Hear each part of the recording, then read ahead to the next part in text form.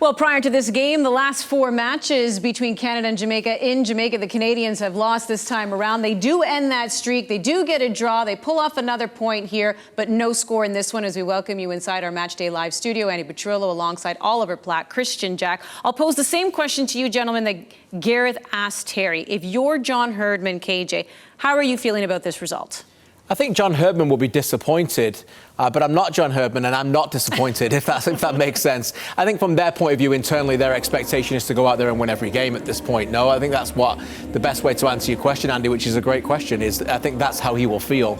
But for me, for this Canadian program, when you consider the players who aren't available tonight, when you consider what they've come from in Mexico with the surface tonight, with what Jamaica backs against the wall in terms of qualifying, I think it's a really good point, Ollie. Yeah, I think it's a good point as well. I think the quality is there on the fields for Canada to win that game, but it's a difficult place to play. They've won one game there in the history of the program in 1988. They've never won a competitive game there. And I know it's easy to say, well, they've been to USA and they've been to Mexico and they've got a point, but it's a totally different challenge. You know, when you're playing on a pitch like that, which had such a clear impact on the match and the football being played, it's a real leveler to, you know, maybe one team doesn't have quite as much quality, but it's difficult to really express that quality when you're on that kind of surface. So games like that, you're not always going to be able to win. You're not always going to be able to find those chances. It's really important you don't lose them and don't give a team like Jamaica life and a home win. And they've done that tonight. That's just a conversation, right? This is the theme, what we've come to expect of this team, what this team even expects of itself, that when you look and go, oh, it's not a full 3, what happened there? But you put things into perspective. These are teams they've had difficulty even getting points from in the past. They're getting points for them. They're doing so on the road. And Canada did have some chances, KJ. In that first half, we didn't see any shots on target, but things picked up as the game went on. Yeah, look, I think they were the livelier side. You know, we'll get to Jamaica's chances shortly, but I think they had a good balance to their team. I like the left-footers in the team tonight. I thought Kay was better. I thought Cornelius did great.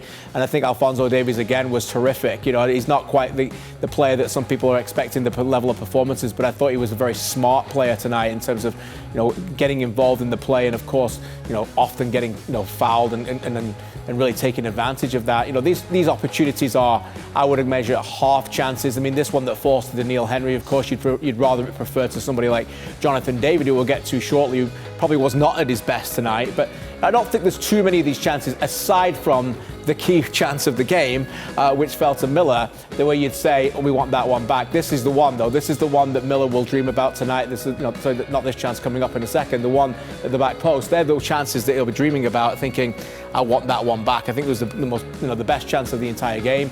And one that maybe would wonder to put his boot through it a little bit more rather than putting it on the side foot. Ollie. Yeah, here it is here, and I think Miller's just got to get better contact on this. I think he goes for kind of the safer option, which is just making sure he gets that side foot on it, doesn't get enough on it, and sends it kind of back in the direction of Andre Blake, who does make a very good save, to be fair. But I think you're seeing from these chances here, you know, almost everything in these highlights we've collected, Alphonso Davies is involved. I thought he was excellent again tonight. I think he's showing again and again why he is the best player in this region, you know, no matter what the circumstances are or the opponent is. As I said, it was a very different challenge tonight, but Alphonso Davies still found a way to influence the game in a big way. I thought they missed Tajon Buchanan on the other side, and what he can bring in the same way. But Davies certainly did his job, just couldn't quite find a finish to one of those chances he created. What you have when you have Davies, Buchanan and Larrea on the pitch is you have improvisers. Yeah. You have players who are very unpredictable for the opposition to know where they're going to do. That's what you have with Alphonso Davies. He's got great balance. His right foot doesn't get talked about enough in terms of how he is in possession. And I thought that they missed Buchanan, but I thought they missed Larrea too. Yeah, you know, particularly that driving forward from deep positions and really that igniting transition moments and quick pace to get through. This Jamaica team are not a quick team. They were happy to let the game be very disjointed and slow, and the pitch certainly didn't help because it was poor. So I think in the end it was a game of a profile that suited Jamaica a little bit more. But as I said, I think Canada still had the better chances. I know we're going to get to an elbow in just a moment, but just on that line of how we saw Davies once again just having a really great night. We know Jonathan David can put the ball in the back of the net. We've seen him do it for Canada. We definitely see him doing that for Lille. How does Herdman get more out of him? Well, I've always thought that he's more comfortable when he's playing with an out-and-out number 9, or at least someone who is ahead of the ball when he receives it, right? Because I think what was happening a lot tonight was he likes to come off the front and pick up the ball in those deeper areas. And when there's no one else up there kind of occupying the centre-backs, it allows the centre-backs to come with him and get very tight to him and make his life very difficult. And you could see a lot of the time he was getting the ball in those central spaces, and there's just no space. He was very quickly surrounded by a Jamaican defender or defenders.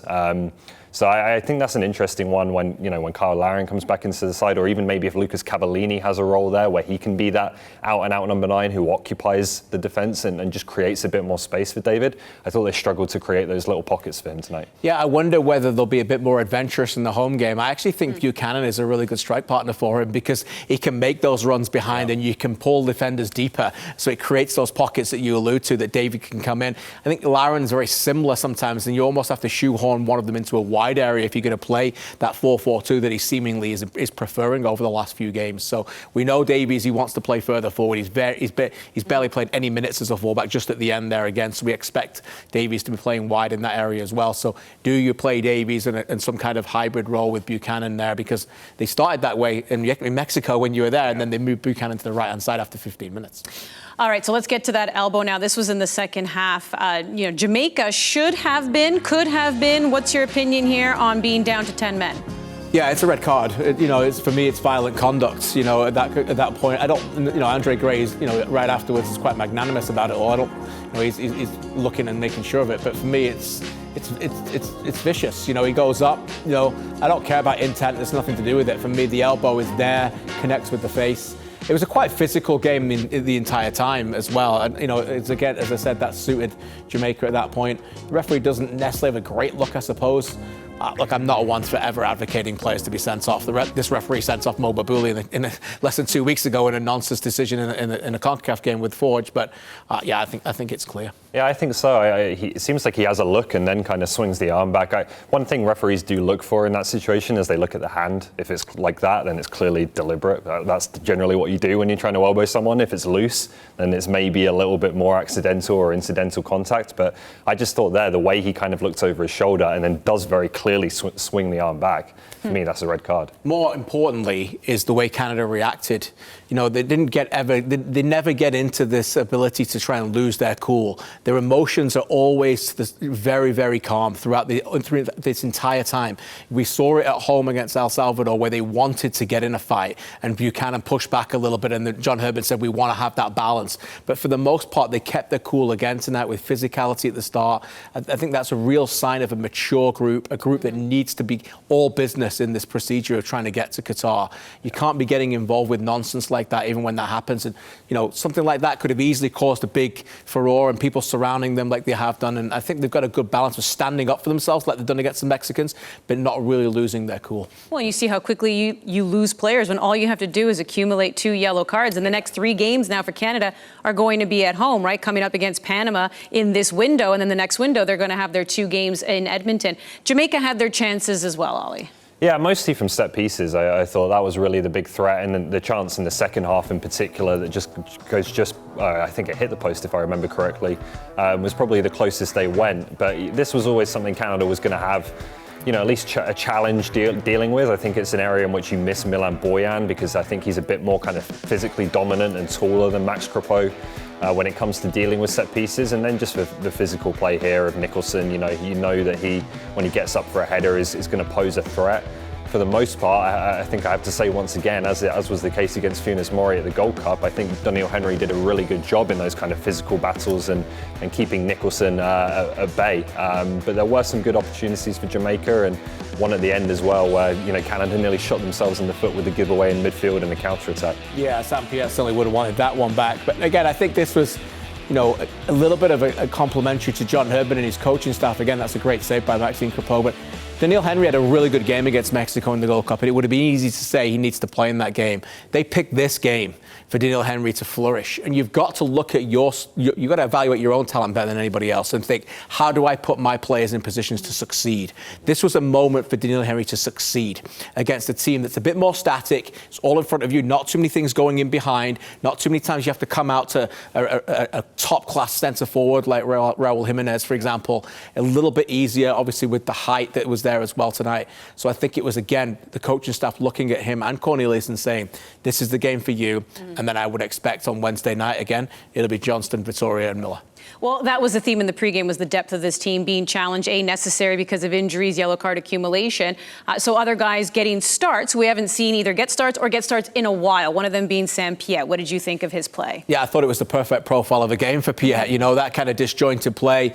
You know, he's a player that reads the game really well. And, you know, I've got a lot of time for this player. I've spent a lot of time interviewing Sam Piet, and he's told me a lot of the times, you know, this is a player 4 or 5 years ago that was almost a never present for Canada. And he's had to go through a difficult time where he's understanding that the talent has gone above him a little bit, and he's not playing every game now, you know, but he can stop the play, read the game in moments like this where Piet is often used to playing in a central midfielder 3 as well, with 2 players as true 8s in front of him.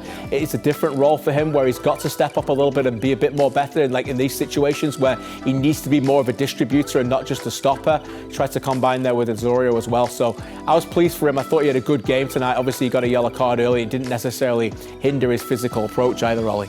Yeah, I thought he did really well. As I mentioned earlier, there was that one giveaway at the end which gave Canada a bit of a problem, but for the most part he was doing what he does well. He breaks up play, he moves the ball on quickly, and you need players like that in your squads, right? Players who can do their job in a very simple and effective way, but also know, as KJ said, that he may not play every game anymore. I think David Wotherspoon is another one who's willing to come in, know that he may not start every game or even start that often, but knows that he does have a role to play, either as a substitute or coming into games like this when there does need to be rotation.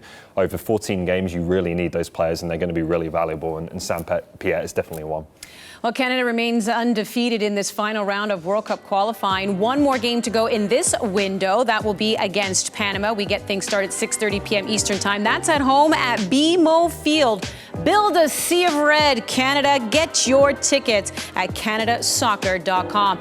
We'll take you around the other games. Some of them have already finished, and update the standings in this final round. Stay with us here on Matchday Live. 2 other games started the same time as Canada, Jamaica, Costa Rica, El Salvador. El Salvador jumped out to the early lead. KJ, 12th minute, Henriquez scored. This one, though, would end up a 2-1 final for Costa Rica. Yeah, a little shock on the cards, and Costa Rica truly up against the ropes with any aspect of trying to qualify for a World Cup on the line. This is a veteran team, though, who've been to 4 of the last 5 World Cups. They needed to step up. That man, of course, had to do it himself, Mr. Costa Rica, Brian Ruiz, and then Borges from the spot. An enormous victory for them to clamber back into the title race here to try and get into the top 3. So there you go. Now we're heading on over to Panama, USA. Panama striking in the 54th minute, Ollie, and that is all they would need for a victory. Do you think there might be a bit of conversation about that game in the next few days, particularly south of the border? That is one that is going to get big headlines. Like Panama, I think, are a legit threat. I don't know if I see them quite qualifying, but they are a very good team.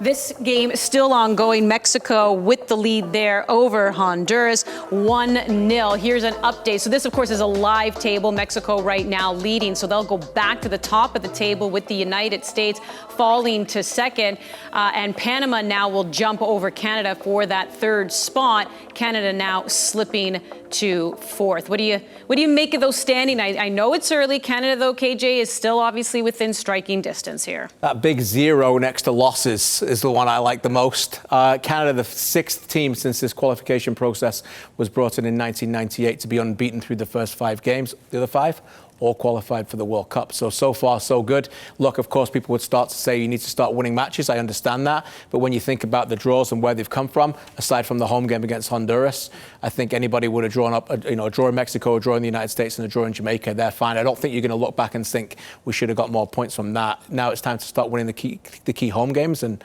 starting to look really good.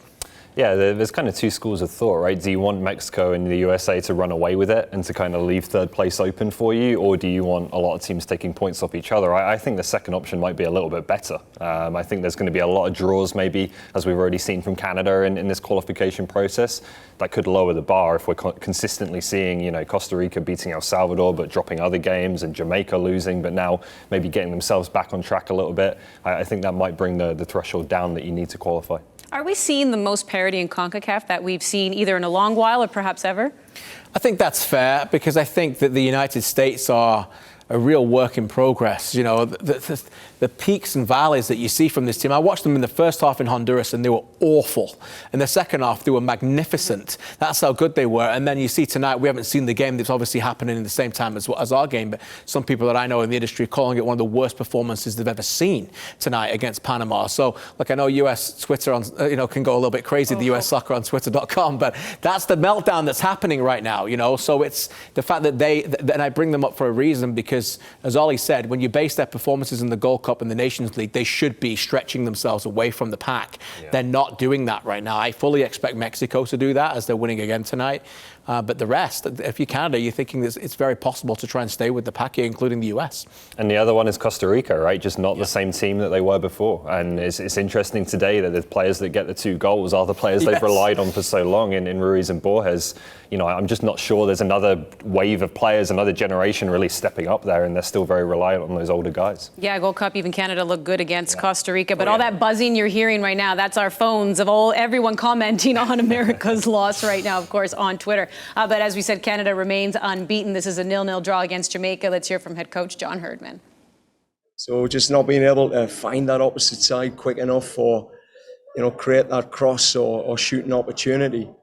And then the second half, I think, again, we had some good control, but they're always going to catch you at set pieces and counter-attacks, and we had to be pretty resilient in some moments. So, I think the main thing, Neil, is we love to have get 3 points here, but, we've taken 2 away from Jamaica and added 1 and stayed undefeated. And it's not easy to do on the road. So, I'm happy with, how the boys came through that tonight, given how many players we were missing, but at the same time, just the commitment of that group to get out there and again, in some tough conditions, just give everything, which is what they've done.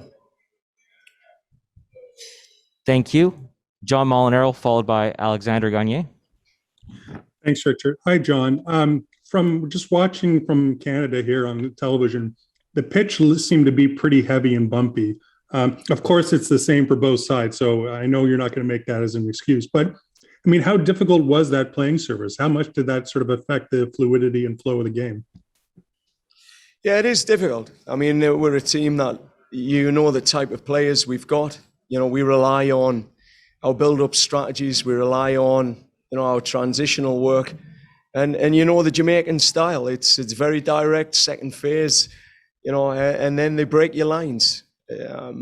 So, I think they tailor their style to their conditions here, and I thought they did well at that. I think for Canada, we had to adapt. We said we needed to get things in behind a bit quicker. And I think that could have been better, particularly the first half. We were just missing those runs in behind that would allow us to be a bit more direct. But at the same time, I thought we had some good control on a tricky pitch, and the boys showed that spirit to want to play and play their style and their identity, and they've came away with a good point. I think this is a good point. Will Rue missing 2, but I think coming out of this, Mexico's a tough place to get a point. Jamaica's a tough place to come and get a point. And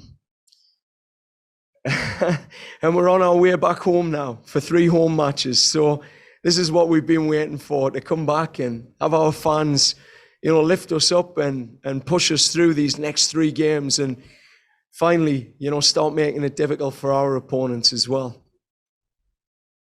Thank you. Question 3 of 6, Alexander, followed by Daniel Wheeler.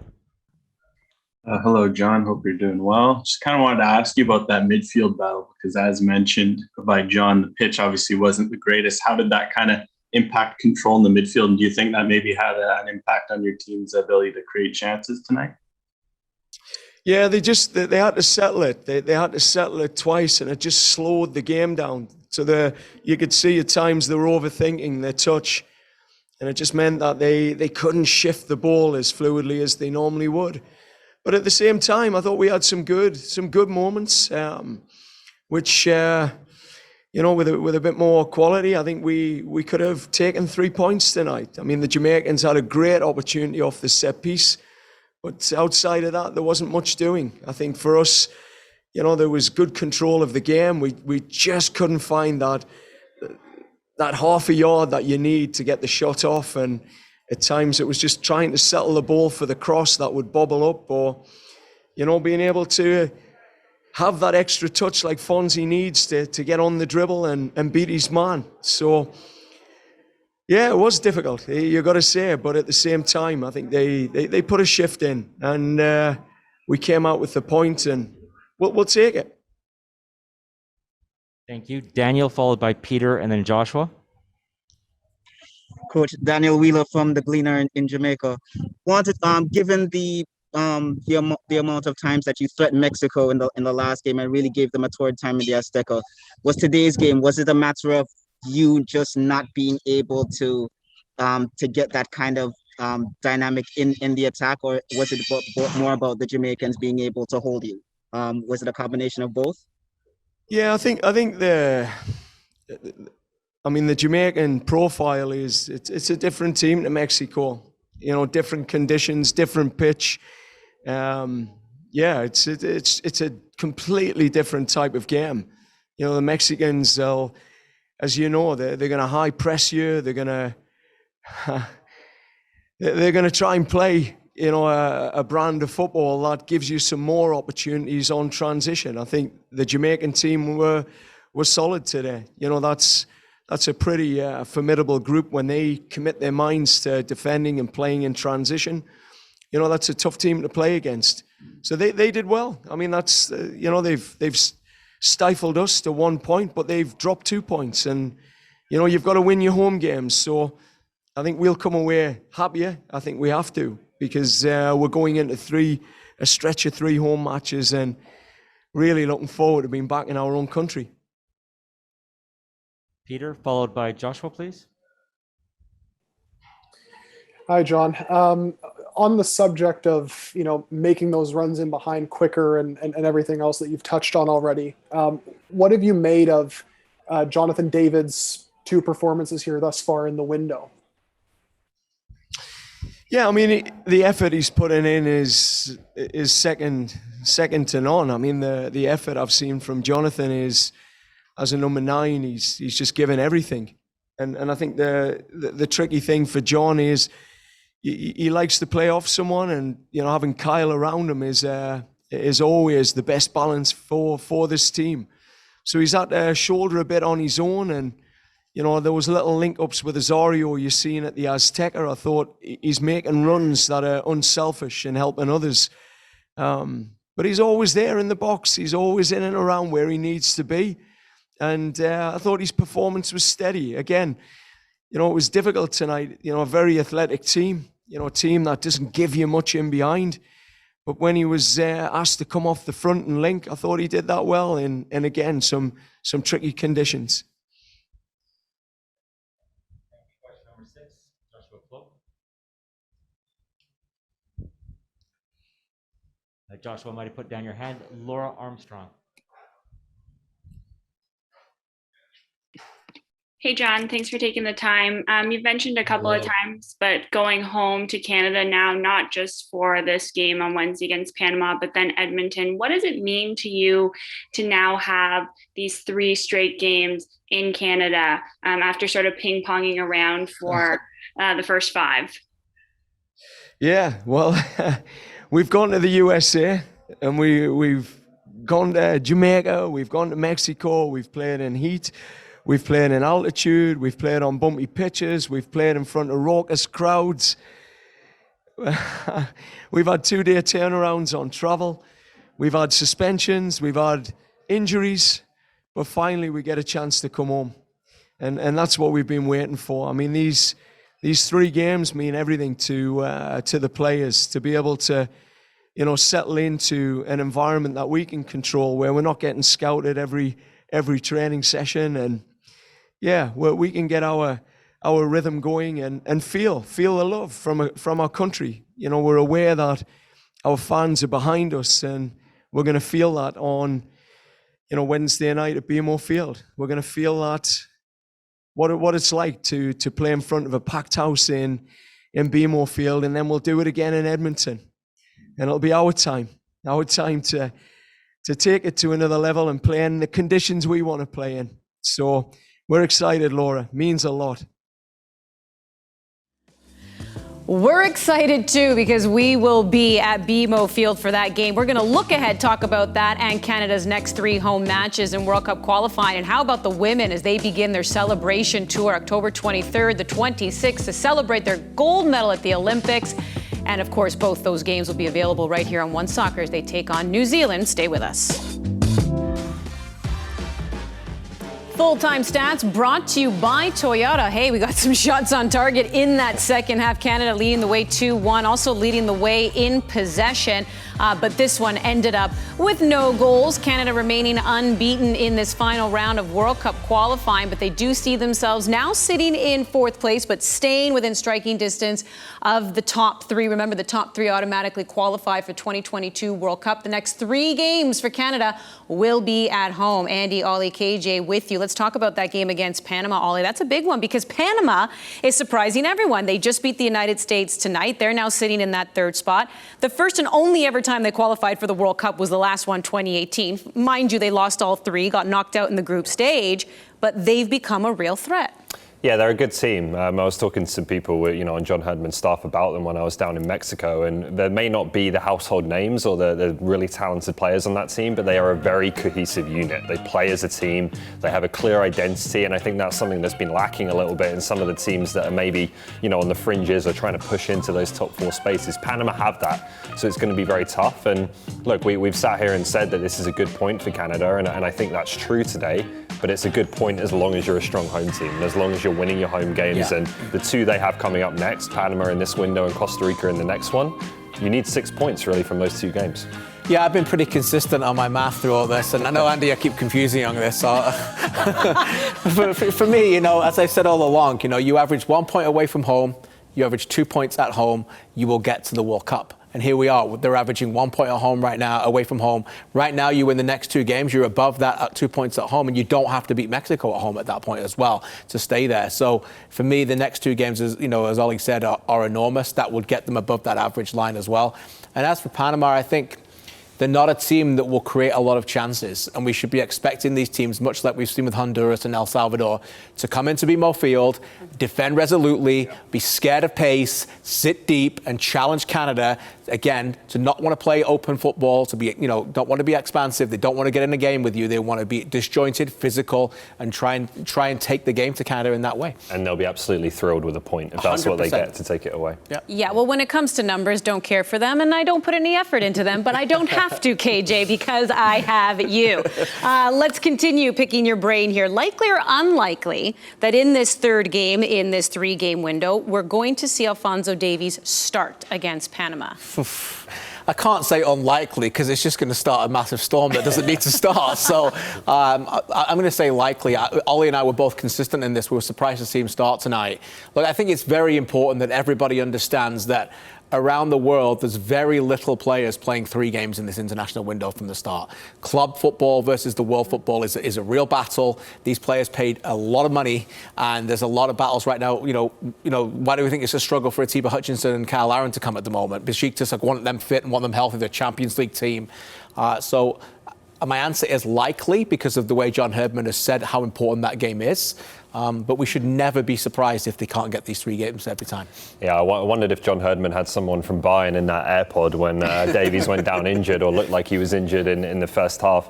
I think it's likely because I think we saw him go home obviously in the last window. Mm-hmm. This is now another 3-game window. The next one is only 2 games, and then we're talking about next year. So that's quite far in the distance. So if there's a time where we want to push Alphonso Davies and we want to ask Bayern Munich, this matters to us and it matters to Alphonso, it's now, absolutely. So I'm hoping he'll be able to. I think he's ready to go for a 3rd game, and I don't see why he can't. Mm-hmm. Finally, that's a really good point. It wasn't that physically taxing tonight. No. It wasn't end-to-end open game where you look exhausted. Players are not. I know it's hot, but the players are not walking off, dripping in sweat. He covered a lot of ground, but it wasn't that kind of game. If it was the opposite away and he played this, then gone to Mexico, we might have had a different conversation. But buy your tickets. We'll see you at BMO because hopefully you'll be playing. CanadaSoccer.com. That's right. And those 2 games in Edmonton, Herdman's been saying Fonzie's going home. Oh, he's going home. know he's Yeah. playing in those two Fonzie's games. coming home. Yes, and returning in that home game for Panama, you'll have Larea, you have Buchanan, Vittoria, right? Because they had to sit out because of the yellow card